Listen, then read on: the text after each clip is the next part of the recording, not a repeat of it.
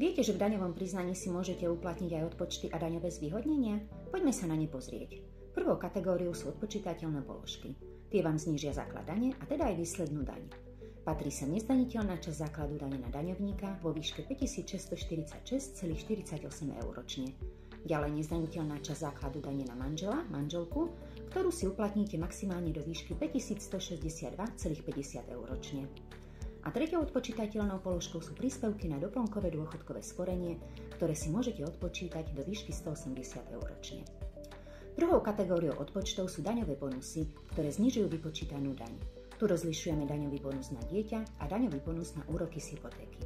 Pri daňovom bonuse na úroky z hypotéky je rozhodujúce, kedy bola hypotéka uzatvorená. Prehľad všetkých daňových odpočtov nájdete v našom článku na blogu. A ako si zjavy na dane uplatníte v daňovom priznaní?